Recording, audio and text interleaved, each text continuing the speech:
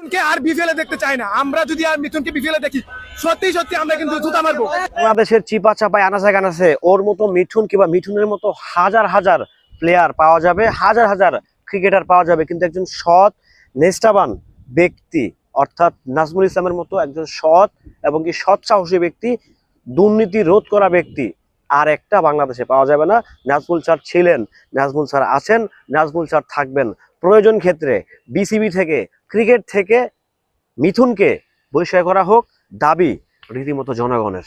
Hello everyone, আসসালামু আলাইকুম। শিমুল আছি আপনাদের সঙ্গে। মিথুন ভাই, আমি সম্মান দিয়ে বলতেছি, উনি রীতিমতো ভিলেন রূপে হাজির হয়েছেন সামনে, সবার সামনে, জাতির সামনে। উনি জাস্ট ভিলেন হয়েই উনি সামনে এসেছেন, কারণ উনি কালকের এই ঘটনাটার নেতৃত্ব দিয়েছেন, যেহেতু উনি কোয়াপের প্রেসিডেন্ট, উনি নির্বাচিত প্রেসিডেন্ট। সো সেই জায়গা থেকে দেশের মানুষ ওনাকে এখন ভিলেন হিসাবে কাউন্ট করছে। কেন করবে না ভাই, কেন করবে না কাউন্টার ভিলেন হিসাবে? কারণ উনি যেভাবে বিসিবির একজন সভাপতি, একজন পরিচালক, তাকে যেভাবে ওনার নামটাও উনি নিতে পারতেছে না। উনি বলতেছে ওই লোক কত, মনে হচ্ছে যে ওনার বেতনে উনি নাজমুল স্যার চলতেছে, মানে মিথুন সাহেবের বেতনে নাজমুল সাহেব চলতেছে। ব্যাপারটা আসলে এরকম হয়ে গেছে। উনি যেভাবে স্টেটমেন্ট দিলেন যে 48 ঘন্টার আলটিমেটাম দিলাম, ওই লোক 48 ঘন্টার মধ্যে পদত্যাগ করবে, মানে মামুর বাড়ির আবদার মায়ের হাতের মোয়া আর কি, বললো আর হয়ে গেল। এইসব ব্যক্তিদেরকে রীতিমতো গণদলায় দেওয়ার জন্য কিন্তু দেশের জনগণ রেডি। অর্থাৎ নাজমুল ইসলাম নয়, এবার মিথুনের পদত্যাগের জন্য কিংবা মিথুনকে বহিষ্কার করার জন্য মাঠে নেমে যেতে পারে যে কোনো মুহূর্তে ক্রিকেট প্রেমীরা। কারণ এই ক্রিকেটটাকে রীতিমতো সার্কাসে পরিণত করার চেষ্টা করা হয়েছিল কালকে।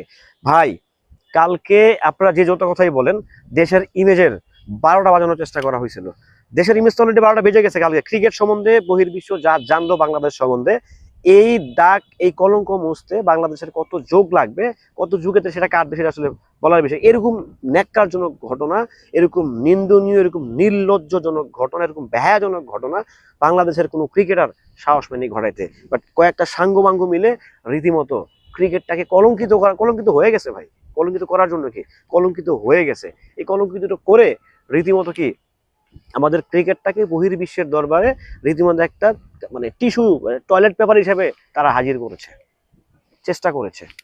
ভাই, মনে মনে রাখেন, আপনারা যারা এই আন্দোলনটা করছেন না কালকে, আপনাদেরকে BCB, Bangladesh cricket control board, যখন এই এই এই গভর্নিং বোর্ড চলে যাবে, নতুন বোর্ড আসবে, আপনাদেরকে তারা মার্ক করে রাখতে, যারা আসবে, যে আপনারা যে কোনো মুহূর্তে তাদের জন্য হুমকি হতে পারেন, যে কোনো মুহূর্তে ক্রিকেটটাকে আরো একবার লাঞ্ছিত করতে পারেন।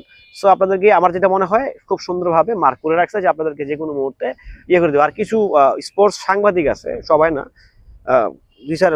দুই তিনজন আছে, তারা একদম মানে কি বলবো ভাই, মানে বিসিবি মনে হয় এদের বাপের, বিসিবিটা মনে হয় এদের বাপের, এই মানে এদের হয়ে কথা বলতেছে।